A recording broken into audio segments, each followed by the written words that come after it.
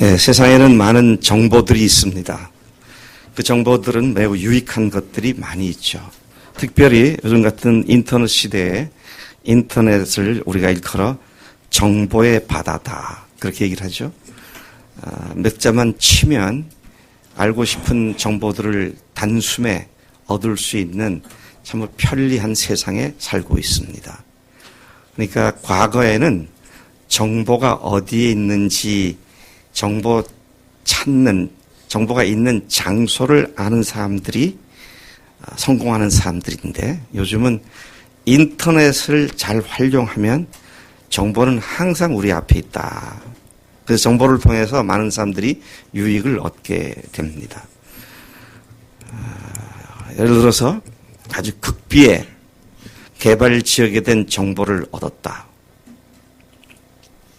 예를 들면 우리 고윤정 자매 고향 여수 무슨 동 거기에 땅값이 평당 10만 원인데 앞으로 거기가 개발돼서 2년 후에는 평당 100만 원을 호가한다. 비밀이야. 호자만 알고 있어. 그러면 그 사실을 알고 그게 확실하다고 한다면 아마 빚을 내서라도 그 동네 땅을 살 거라고 생각이 돼요. 그럴 수 있겠죠? 너무 거룩한 척해서 나는 그런 거 안 합니다. 그러지 말고. 좋은 정보 있으면 그 정보를 활용하는 건 누구나 당연한 일입니다. 또 하나님께서 주시는 기회면 그걸 잘 활용해야 되겠죠. 저는 아무 정보도 없이 저기 옛날 연기군 금남면 황룡리 몇 번지로 이사를 갔잖아요. 이사를 갈 때는 뚝방길로 들어갔는데 1년 지나니까 2차선이 확 뚫리더라고요. 그런데 몇 년 있더니 또 세종시가 내려온다고. 그래가지고 저희 집값이 많이 올랐는지 모르겠어요. 지금 아무 관심도 없고 물어보지도 않았으니까.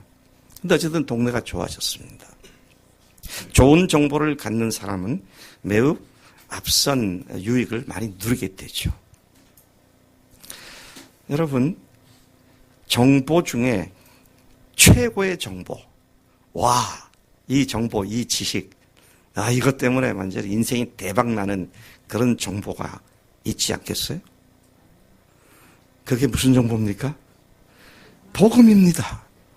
이것과 비교할 수 있는 더 좋은 정보는 없습니다. 하나님이신 예수님께서 우리를 사랑하셔서 세상에 오셨다. 이 정보만 해도 이건 가슴 떨리는 일 아닙니까? 하나님이 오셨다는 거잖아요. 다음 주가 우리 성탄절 축하 예배로 드리는 성탄절 예배를 드린 날입니다.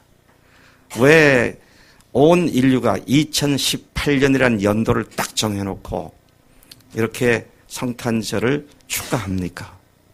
하나님이 오셨기 때문입니다.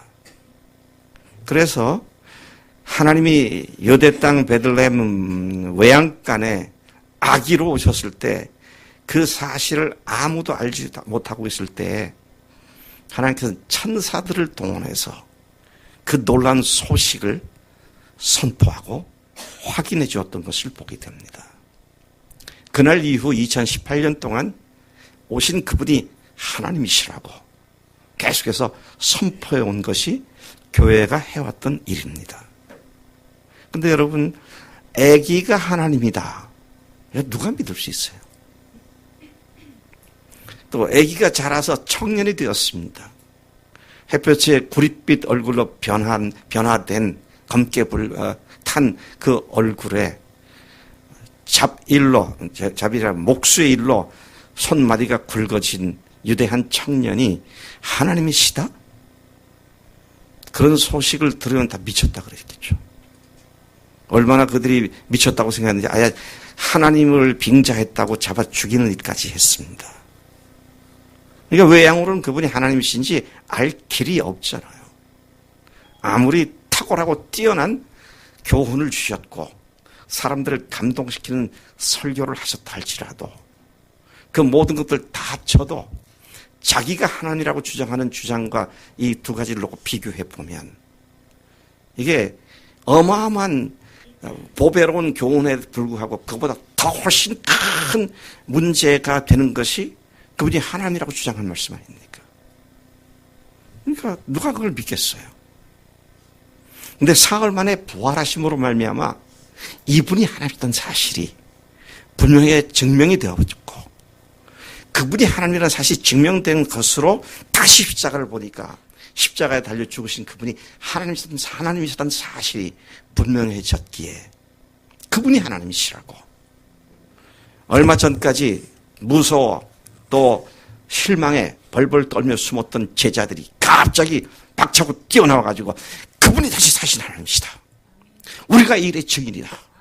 외치면서 부활을 선포한 그 시대, 그때로부터 시작해서 2000년이 지난 이 시대까지 지난 2000년 역사 가운데 예수님은 부활하신 하나님이시라는 이 메시지가 죽어있는 영혼들을 깨워서 살리고 영적으로 병들어 있는 영혼들을 다시 치유하고 죽음에 들어간 성도들까지도 다시 살아날 것이라는 이 부활의 소망으로 우리가 새 확신과 능력 가운데 삶을 살아갈 수 있는 놀라운 정보, 놀라운 소식.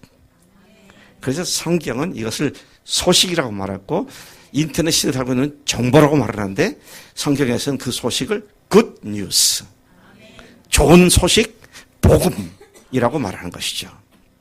여러분, 이것만 생각하면요, 그냥 자다가도 벌떡 일어나서 와, 주님 감사합니다. 부활하신 예수님이 하나님이신 것을 이렇게 믿도록 증거 주셔서 감사합니다. 우리 그렇게 고백하지 않을 수 없습니다. 또 이런 사실을 전해주면 교회에 좀 다녔거나 또는 삶의 문제에 대해서 고민했던 사람들이 눈이 반짝거리고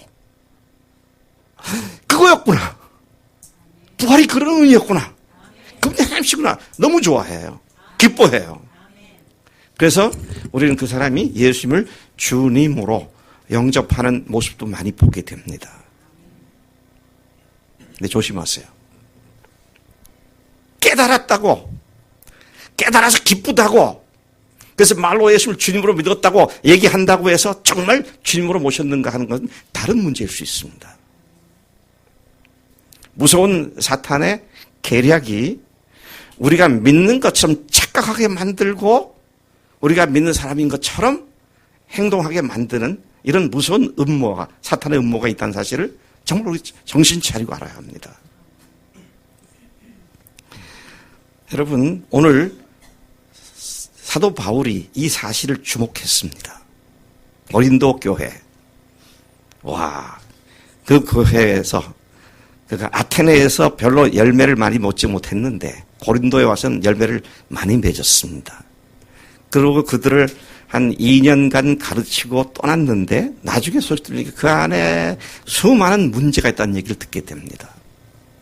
그래서 신약 교회들 중에서 고린도 교회 그러면 여러분들 머릿속에 제일 먼저 떠오르는 이미지가 뭡니까? 고린도 교회 그러면 문제 많은 교회 그렇게 되죠. 그래서 이동원 목사님이 그 전에 그러시더라고요. 고린도 전설을 고전이라고 그러잖아요. 그래서 바울이 고전을 기록하며 고전을 면치 못했다. 뭐 그런 얘기를 하더라고요. 참 문제가 많은 교회였습니다. 근데 바울이 그들의 문제를 점검하면서 그 문제를 근원적으로 진단을 하고 해결을 하기 위해서 쓴 편지가 고린도 전서와 고린도 후서입니다. 무려 29장이라는 긴 내용들을 가지고 그들의 문제를 다루었습니다.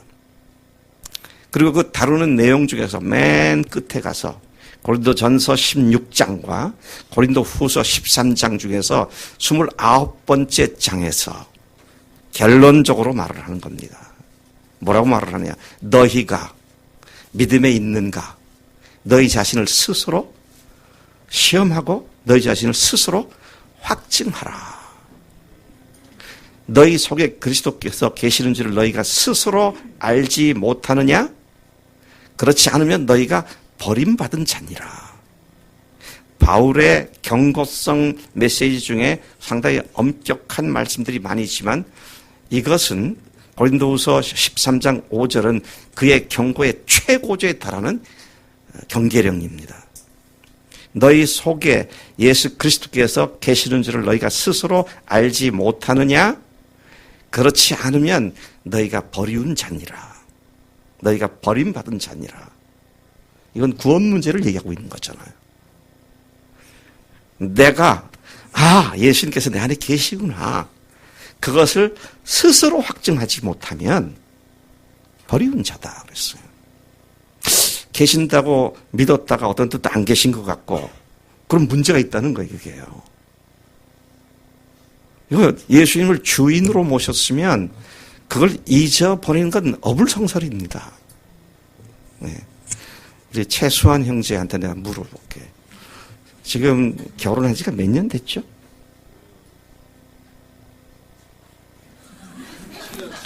하도 오래돼가지고 기억을 잘 못해. 그것 좀 문제가 있다. 나는 44년 6개월 지났는데도 아직 기억하고 있는데. 네. 그런데 지난 10년 동안 진지하게 묻는 거예요. 지난 10년 동안 수환이 형제가 내가 결혼했다라는 사실을 깜빡 잊고 집 나간 적이 있었어요? 이거 머리가 좋네. 머리가 좋아요. 나 정도 되는 것 같으네요. 결혼을 했다는 사실을 잊었다? 저는 그런 사람들이 많이 봅니다. 예수님을 주님으로 모셨지만 예수님이 주님을 자꾸 잊어버리고 내가 또 딴짓을 했습니다. 이건 문제 있는 얘기입니다. 남자와 여자가 결혼하는 것보다 더 충격적이고 더 어마어마한 사건은 내 인생의 주인을 바꾸는 것인데 주인 바꾼 사람이 그걸 어떻게 까먹습니까? 그게 까먹을 문제예요? 아닙니다. 그래서 사도 바울이 그렇게 담대하게 하고 있는 겁니다. 너희 속에 예수 그리스도께서 계신 줄 너희가 스스로 알지 못하느냐? 그렇지 않으면 너희가 버리운 자니라. 여러분, 오늘 이 말씀이 우리에게 큰 도전이 되고 또 우리 스스로를 다시 시험하고 스스로 확증하는 기준이 되는 말씀이 되어야 할 줄로 믿습니다. 어떻게 시험하느냐는 건 뒤에서 말씀드리겠습니다. 무엇이 시험하는 기준이냐? 학교에서 시험을 보면은요, 그걸가 평가, 시험 점수를 매기려면 정답이라는 평가 기준이 있어야 되잖아요. 평가 기준이 있어야 그 시험에 맞았는지 틀렸는지를 알 수 있는 건데, 자, 그것까지도 오늘 이 본 말씀에서 말씀해주고 있는데, 좀 이따 그 말씀을 다시 보도록 하겠습니다. 구원은 죽으시고 부활하신 예수님을 주님으로 모시고 내 인생의 주인을 바꾼 것이 구원입니다. 주인을 바꾼 것이다 하는 것이죠. 오늘 본 말씀은 바울이 삶의 모습이 불분명한 고린도 교인들이 강력하게 도전하며 써보낸 편지의 마지막 결론에 해당하는 부분이 된다. 것을 봅니다.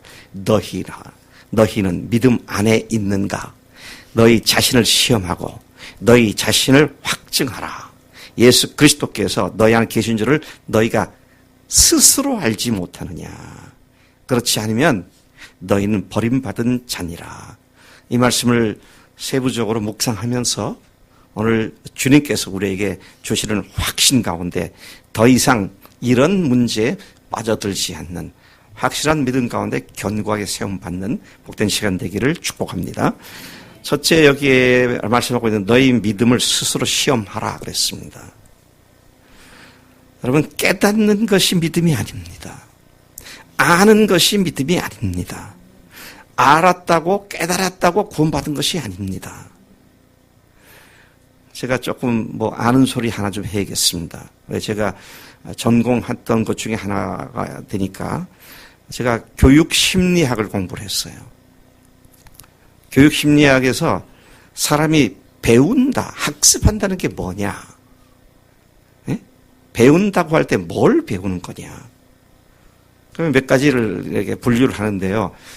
인지 영역, 지식과 이해력의 변화가 오는 것이 학습이다. 태도나 가치관의 변화 오는 것이 또 다른 영역의 학습이다. 그리고 피아노를 친다든지 자전거를 탄다든지 스케이팅을 한다든지 하는 기술 동작을 익혀서 전에 하지 못하는 걸 하게 된 것이 그게 기술 동작 학습이다.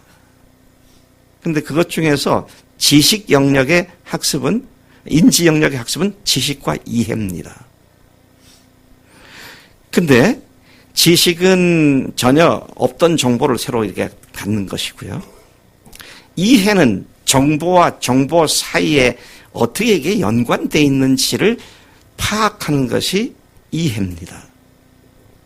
그래서 내가 이쪽 것을 알고 이걸 알고 있고 또 저걸 알고 있는데 이 세 개가 어떻게 연관되는지를 그 연관된 방식을 알게 될 때 머리에서 반짝하고 외쳐나오는 탄성이 아하. 그래서 교육학자들이 그 순간을 아하 모먼트라고 말을 합니다. 아하의 순간. 그리고 그 아하의 모먼트는 그것을 발견한 기쁨의 감정을 동반하게 됩니다. 여러분 뭘 새로 배웠을 때 깨달았을 때 그렇게 소리 지르시죠. 네, 그게 바로 그 기쁨의 탄성인 것이죠. 그래서 아예 그 순간을 일컬어서 the joy of discovery, 네, 발견의 기쁨이다. 그런 말로도 사용합니다. 부활 다 알고 믿었죠. 근데 부활이 그런 의미였어? 아하, 와, 그거구나. 그런 확증을 주셨구나. 와, 너무 기쁘다. 기쁘지 않습니까? 그래서 기뻐가지고 저는 몰랐던 걸 다른 사람한테 얘기합니다. 부활이 이런 거라고 얘기합니다. 그런데 그것이 믿음이 아니라는 겁니다. 깨달았다고, 발견했다고, 기쁘다고 그게 내 믿음인 건 아니다 그것이죠. 참 중요한 문제입니다. 우리가 많이 속고 있어요. 나 스스로 속고 있습니다. 내가 부활을 알고 깨달았기 때문에 나는 분명히 구원받았어. No way. 그렇지 않습니다. 그럼 뭡니까? 예수님과 인격적인 사랑의 관계를 맺을 때 그게 구원의 관계가 되는 거거든요. 네. 우리 처녀들, 총각들이 상대방 배우자가 너무 좋다. 1등 신부감이다. 1등 신랑감이다. 우와, 저 사람과 결혼하면 너무 좋겠어. 그리고 그렇게 하면 무슨 소용이 있어요? 실제로 결혼해서 부부가 돼야 그걸 누리지. 여러분, 아무리 좋은 것을 아는 정보와 깨달음이 있다 할지라도 그걸 내가 섭취하지 않고 취득하지 않으면 나하고 아무 관계가 없는 겁니다. 여러분, 그런 의미에서요. 예수님이 죽으시고 부활하셨다. 아까 말씀드린 이건 최고의 정보죠. 이것만큼 기쁜 소식이 없잖아요. 근데 그 기쁨의 소식 때문에 어떻게 하는 거예요? 내 인생의 모든 것을 다 걸고 그분을 나의 주인으로 모셔드리는 것. 이게 주님과 관계를 맺는 거잖아요. 예수님께서 한 번은 이런 문제에 관한 구체적인 예화를 제시해 주셨습니다. 어떤 사람이 어떤 밭에 보화가 감추어져 있는 것을 발견했다. 그래서 그가 집에 가서 자기 모든 걸 다 팔아가지고 그 밭을 산 것과 같다. 천국은 그런 거다. 여러분, 와, 저기 보물이 있네? 그럼 멀리서 그냥 보물이 있네? 와, 좀 좋겠다? 와, 놀랍다? 그럼 무슨 소용이 있어요? 가서 자기 걸 다 팔아야죠. 그런 걸 사야죠. 또 다른 예화는 뭡니까? 예수님께서 하신 말씀이 값진 진주를 찾는 진주 장사가 두루 다니다가 값진 진주를 발견했을 때에 자기가 갖고 있는 모든 것을 다 팔아서 그 진주를 사는 것과 같다. 천국은 그런 것이다. 그렇게 말씀하셨잖아요. 내 인생 전체를 얹혀가지고 그분이 나의 주님이시고 하나님의 사실 앞에 완전하게 굴복하고 그분께 내 인생을 완전히 의지하는 이게 관계를 맺는 구원 관계인 줄로 믿습니다. 그럼 속지 마세요. 깨달았다고 알았다고 아닙니다. 깨닫고 한 그분을 내 삶 전체를 걸고 마음속에 주인으로 모셔드리고 이제는 그렇게 주인 바뀌어진 사람으로서의 마땅한 삶을 살아가는 것 이것이 구원이다 하는 것이죠. 오늘 사도 바울이 지금 이 얘기를 하고 있는 겁니다. 이들은 스스로 시험을 해야 할 만큼 자기들에게 문제가 있었던 것이 바울에게는 보여졌습니다. 이미 말씀드린 것처럼 고린도 교회가 문제 많은 교회였는데 그 문제 중에 어떤 문제가 있었냐면요. 첫째는 파당을 짓는 문제입니다. 우리는 바울파다. 아니야. 우리는 베드로파야. 게바파야. 아니야. 우리에게 실제로 말씀 가르치고 한 아볼로파야. 나는. 이꼴 저꼴 다 보기 싫다. 무슨 아볼로파, 바울파 필요 없다. 우리는 그리스도파다. 그러면서 정통성을 내세우면서 서로 싸우고. 또 어떤 사람들은 그들 가운데에서 뭘 싸웠어요? 우상에게 바친 고기를 사서 먹는 것이 죄냐 아니냐. 그래서 사서 먹는 사람들을 향해서 양심에 거리낌 받지 않기 위해서 난 안 사 먹어. 에이, 근데 당신들 사 먹기 참 믿음 거시기 하네.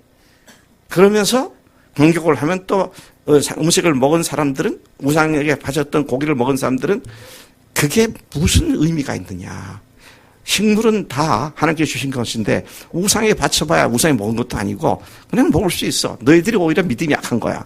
그럼 믿음이 누가 좋으냐 갖고 싸우고, 또 은사 체험을 해갖고 방언을 하네, 예언을 하네, 그런 걸로도 싸우고, 또 수 틀리면 서로 세상 법정에다 고발하고 고소해서 소송전을 하고, 그리고 심지어는 이 교인들 중에 창녀 집에 들어가서 잠을 자고, 더 놀라운 것은 이들 중에 어떤 사람은 자기 계모와 동침을 하고, 그러니까 얼마나 기가 막힌 교회입니까? 근데 참 안타까운 건 이 모든 모습들을 제가 한국 교회에서도 봅니다. 이 고린도 교회 얘기가 아니잖아요. 오늘 우리들의 얘기입니다. 한국 교회가 안티 기독교 성향을 갖고 있는 사람한테 험한 얘기를, 험한 꼴을 다 당해도 아싸르지 못하고 제대로 변론도 못하고 당하고 있는 거 아닙니까? 교회 모습이 그러니까요. 여러분, 이게 지금 한국 교회라고 말하면 넓게 펼쳐져 가지고 나는 쏙 빠져나가고 우리 교회는 쏙 빠져나가고 이런 생각을 하면 안 되죠. 이 우리들의 얘기입니다. 정말 예수님이 나의 주님이신가? 내가 자도 깨도 밥을 먹어도 안 먹어도 무슨 일을 해도 안 해도 주님께서 원하시는 것을 알아듣고 그렇게 순종한 삶을 사는가? 아니면 내가 하고 싶은 거 딱 정해놓고 내가 하는데 하나님 도와주세요. 하나님을 이용해 먹고 있지는 않는가? 그래서 깊이 생각을 해봐야 합니다. 그래서 도와달라고 하는데 도와주지 않으신 것 같으면 하나님께 원한을 품고 두고 봅시다. 응답 안 해주셨죠. 내가 수틀리면 교회 안 나갑니다. 그러면서 그게 무슨 기독교인이에요?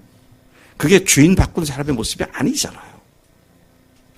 오늘 그런 의미에서 사도 바울이 강한 말로 너희는 믿음에 있는가? 너희 자신을 시험하고 너희 자를 확증하라. 예수 그리스도께서 너희 안에 계신 줄을 너희가 스스로 알지 못하느냐? 그렇지 않으면 너희가 버림받는 자니라. 그렇게 도전을 하고 있습니다. 다시 말씀드립니다. 믿음은 지식이나 깨달음이 아닙니다. 아, 그거였구나.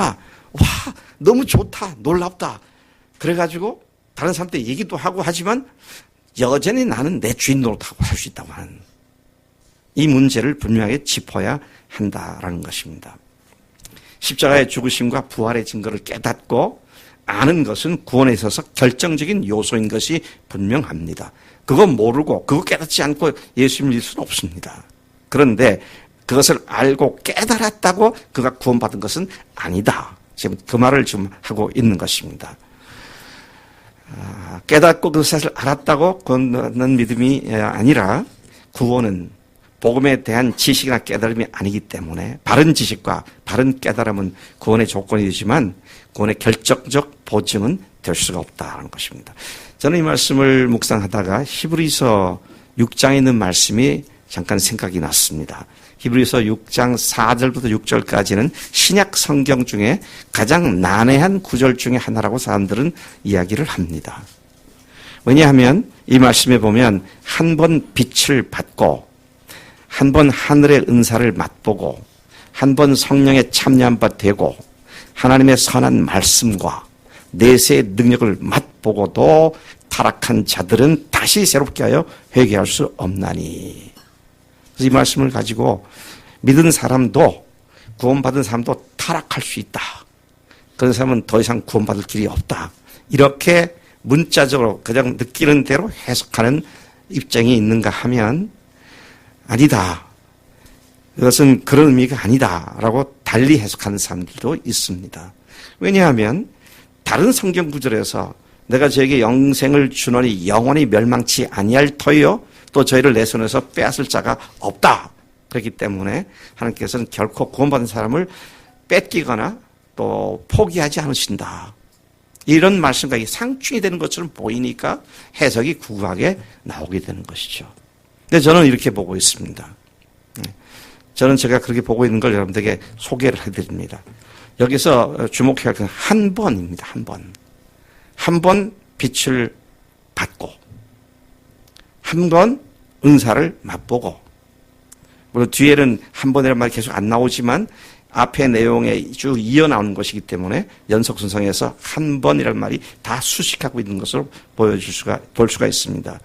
한 번 성령에 참여한 바 되고 하나님의 선한 말씀과 내세의 능력을 맛보고 타락한 자들은 그렇게 말합니다. 누구한테 물어볼까? 미나니한테 물어봐야겠네. 맛보는 건 어떻게 맛을 보지? 음식을 맛본다 그래서 어떻게 맛을 봐? 응? 다 입에서 넣어서 맛보는데 어떤 식으로 넣지? 액체면 액체일 경우는 어떻게 해요? 마셔. 손가락 찍어서 이렇게 맛을 보잖아. 또 떡이나 빵이나 뭐는 구튀기를 뜯어가지고 조금 보잖아. 그게 먹은 거야? 아니야. 맛본 거예요. 이 말씀은 맛본 사람들에 대한 얘기입니다. 먹어서 자기 것이 된 사람에 대한 얘기가 아닙니다. 무슨 얘기예요? 아, 그렇구나. 그럼 믿어야지. 라고 했는데 그게 자기 것으로 완전하게 소화가 되지 않아가지고 그 다음에 뒤따르는 양육을 제대로 받지 못해서 그냥 마귀에게 뺏겨버리는, 마음을 뺏겨버리는. 자, 그런 사람들은요, 다시 복음을 얘기해 어떻게 나옵니까? 나 알아. 나 믿어.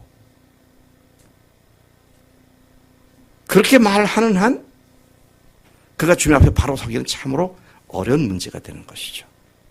그래서 여러분, 한번 맛을 봐서 이거다라고 하실 때는 그거다라고 끝나지 마시고 어떻게 해야 됩니까?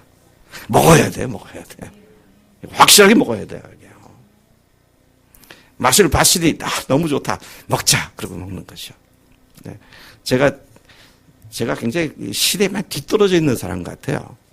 왜냐하면 임동면 형제께서 우리 딸 수키 자매가 마카롱이라고 하는 디저트를 갖다가 얘기를 하고 그래서 마카롱이 뭔가 마카로니의 사춘인가 이렇게 생각을 했는데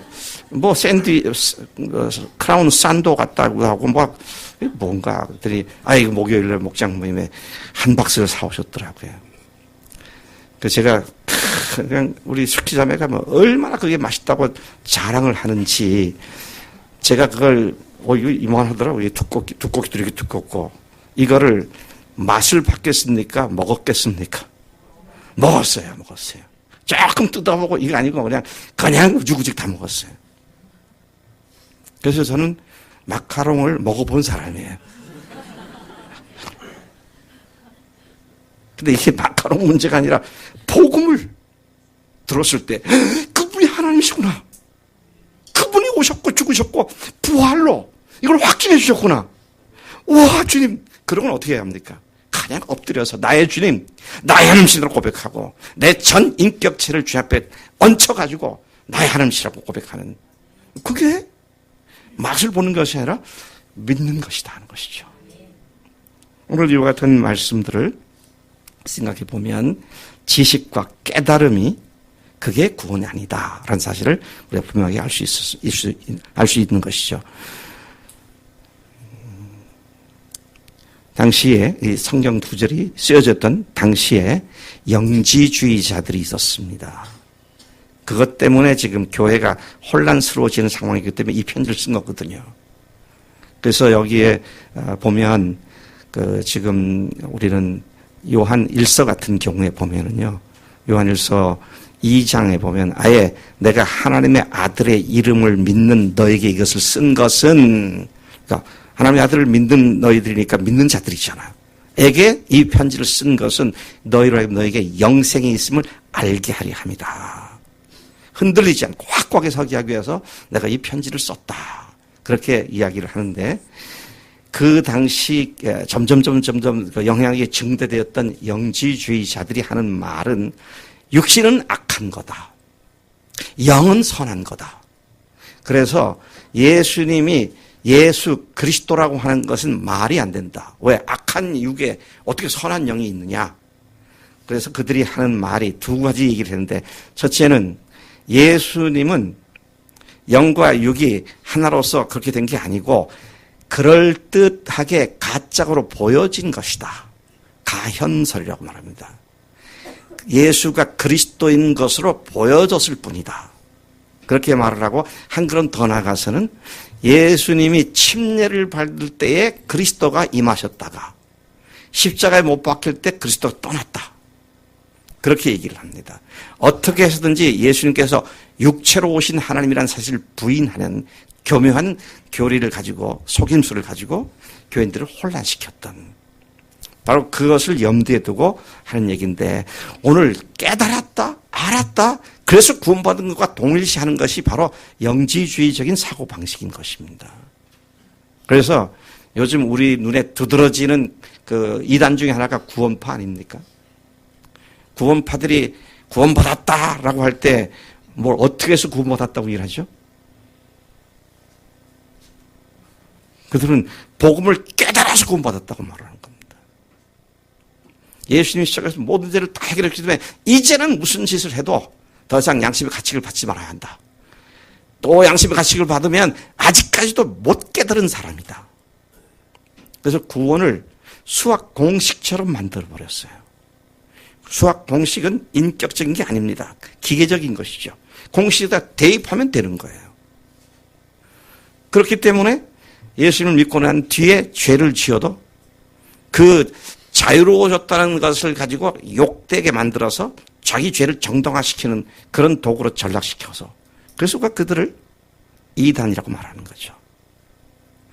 근데 여러분, 예수님이 죽으시고 부활하신 하나님이시기 때문에, 그분이 나를 위해 죽으셨고 부활하신 하나님이시기 때문에 그분 앞에 완전히 엎드리는, 그래서 도마처럼 나의 하나님이십니다, 나의 주님이십니다, 이런 고백으로 내 인생 전체를 주 앞에 드리는 그런 헌신과 결단의 고백이 예수님 나의 주님이십니다, 나의 하나님이시다라는 의미인 줄로 믿습니다. 그렇게 믿음은 주님과 인격적 관계를 맺는 것이다 하는 것이죠.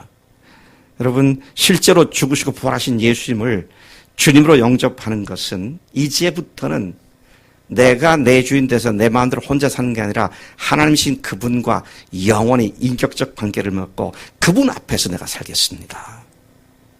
그분이 나의 주인이십니다. 그러니까 아까 말씀드린 것처럼 뭘 해도 주님께 여쭙고 주님 말씀에 귀를 기울이고 주님 말씀하시면 순종하고. 그래서 여러분, 수학 공식의 1 빼기 1은 공식은 아니죠. 산술 법칙에서 1 빼기 1은 0이잖아요. 0. 근데 하나님의 말씀의 법칙은 뭐 1 빼기 1은 2 또는 4예요. 우리는 어려서부터 상식적으로 배운 것이 우리의 기준이 되어 있습니다. 근데 이제는 그 상식이 아니라 주님이 우리의 상식이 되셔가지고 세상의 법칙, 상식과는 어긋나는 그 원리를 우리가 몸에 체득을 하고 순종하는 삶이 부활하신 주님과 함께 동행하는 삶인 줄로 믿습니다. 여러분, 내가 가지고 있는 것 남들에게 나눠주면 내가 가난하게 되잖아요. 그게 산술이에요. 근데 주님 뭐라 그러십니까? 주라. 그러면 너에게 누르고 흔들어 넘치도록 안겨줄 것이다. 더 구제해도 부하게 된다. 그렇게 말씀하셨어요. 그게 부활 아닙니까? 죽었는데 다시 살아나는 겁니다. 주님께서 우리에게 본이 되셨고 우리의 삶의 근본적인 원리가 이 내가 주님 앞에 순종할 때 오히려 망할 것 같은 그것이 정반대로 어마어마한 풍성한 복으로 돌아오는 그런 놀라운 모습을 보게 되는 것이죠. 자, 오늘 이 말씀에 시험, 평가, 정답, 기준이 제시되었다 그랬는데요. 다시 한번 본문을 보겠습니다. 너희가 믿음에 있는가? 너희 자신을 시험하고 너희 자신을 확증하라. 자, 그렇게 놓고 그 다음에 뭐라고 했습니까? 그 다음에 예수 그리스도께서 너희 안에 계신 줄을 너희가 스스로 알지 못하느냐? 그렇지 않으면 너희는 버림받은 자니라. 아하, 시험하는 기준이 예수님께서 내 안에 계신 것을 내가 스스로 아느냐 모르냐 이겁니다. 부활하신 주님이 부활하셔서 살아나셨잖아요. 지금 살아계시잖아요.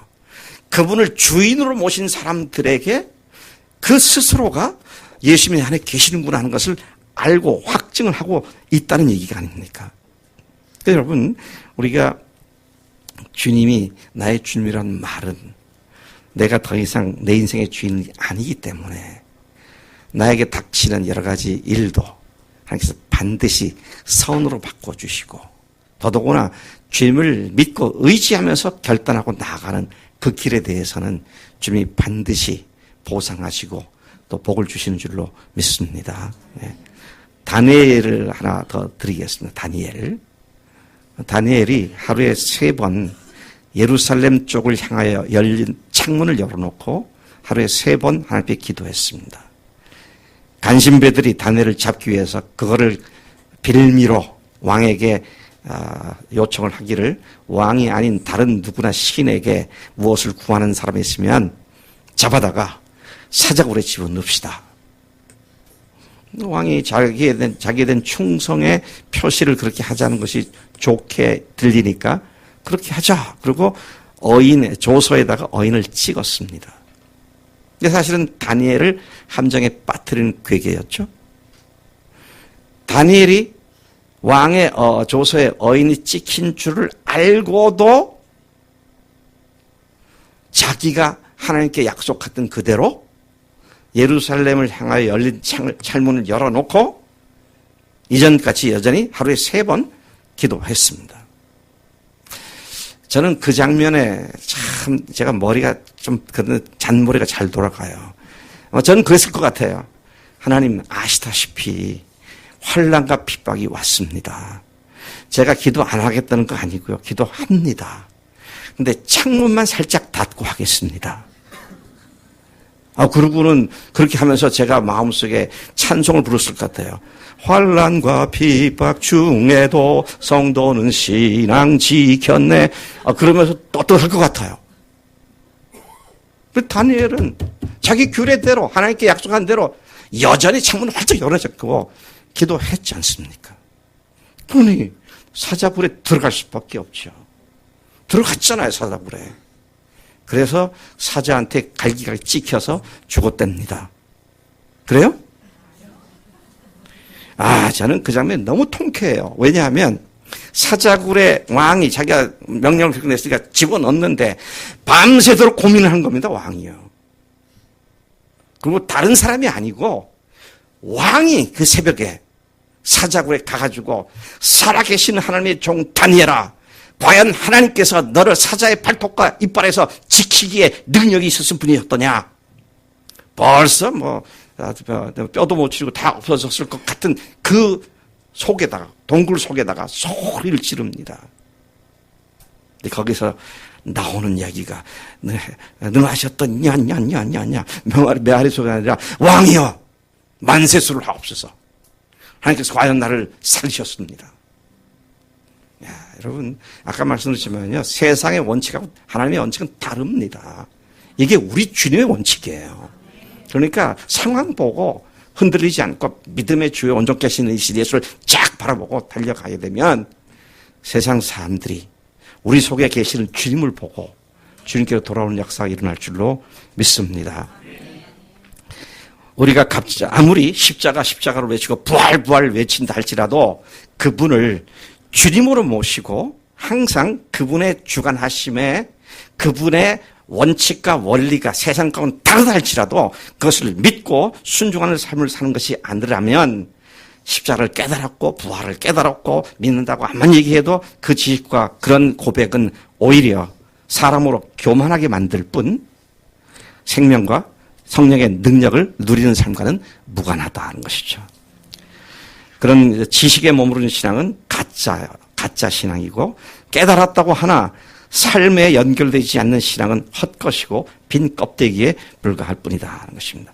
주님이 내 안에 계시고 나의 삶의 크고 작은 모든 문제를 인도해 주시고 또 그 인도하심에 순종함으로써 실제 삶 속에 주님의 능력이 나타나고 그 능력에 나 스스로가 놀라고 감동하는 삶이 아니라면 믿습니다 라고 하지만 실제로 내 속에 그런 것들이 발생하고 있지 않다면 그런 걸 느끼고 삶을 확인하고 살지 못한다면 그 믿음은 다시 한번 심각하게 뭐 해야 한다? 시험해보고 검증해보고 확증해야 한다는 것이죠.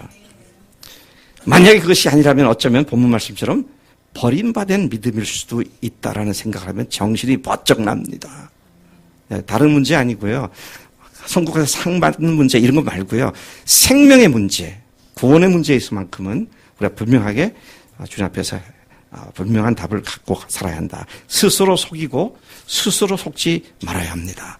바울은 강력하게 최고조에 달하는 경고성 발언을 합니다. 너희는 믿음에 있는가?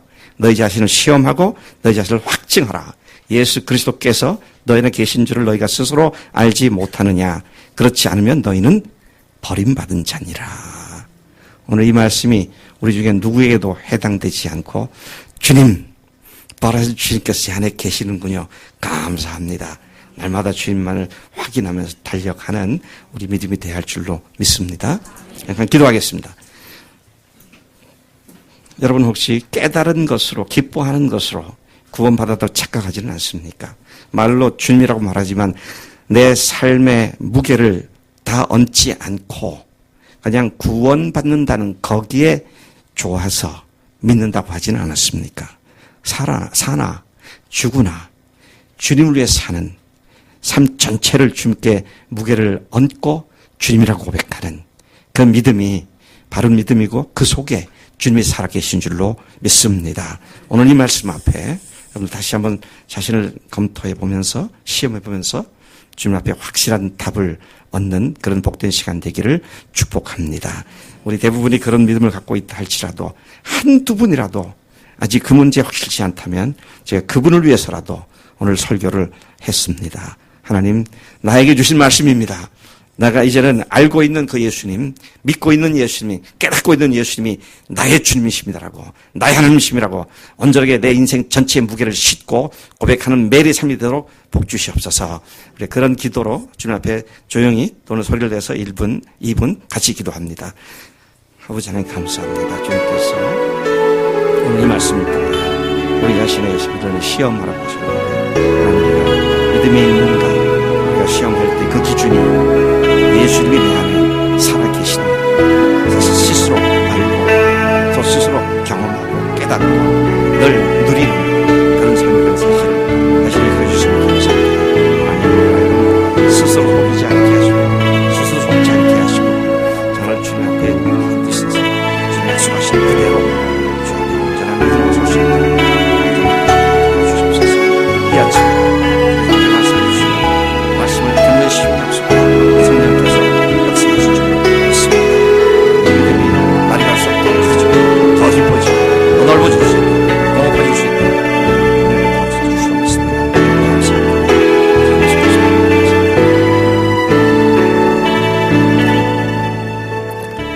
감사하신 아버지 하나님, 이 아침에 사도 바울의 고린도 교인들을 향한 경고를 통하여 우리에게 말씀하시고 경고로 끝나지 않고 예수님이 나의 주님이십니다.